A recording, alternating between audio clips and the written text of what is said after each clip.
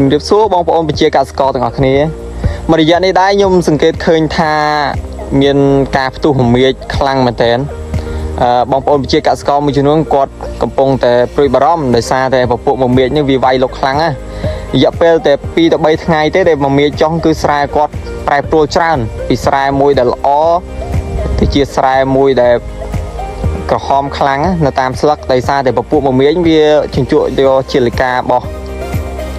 ស្រូវរបស់យើងអញ្ចឹងណាបងប្អូន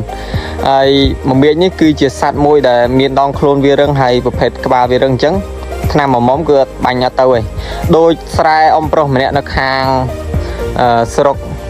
បាណន់នេះអញ្ចឹងឃើញថាមមាញចុះស៊ីច្រើនមែនតើបងប្អូនអាចសង្កេតមើលបាននេះគឺជាប្រភេទសត្វមមាញ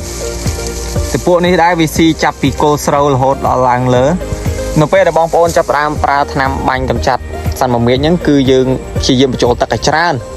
បញ្ចូលទឹកហើយបងប្អូនអាចប្រើប្រាស់ថ្នាំកម្ចាត់សត្វមមាញហើយខ្ញុំនឹង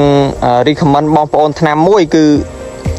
Rumdo Raptor គឺជាថ្នាំកម្ចាត់សត្វមមាញដែលមានប្រសិទ្ធភាពខ្លាំងមែនតើបងប្អូនគឺបងប្អូនវិជាកសិករយើងក៏ជ្រើសរើសប្រើយូរឆ្នាំដែរហើយគឺ Rumdo Raptor នេះក្នុងការកម្ចាត់សត្វមមាញនេះហើយបងប្អូនខ្លះគាត់ប្រើទៅជោគជ័យច្រើនហើយគាត់ទៅសើនៅថ្នាំមួយប្រភេទនេះដែរ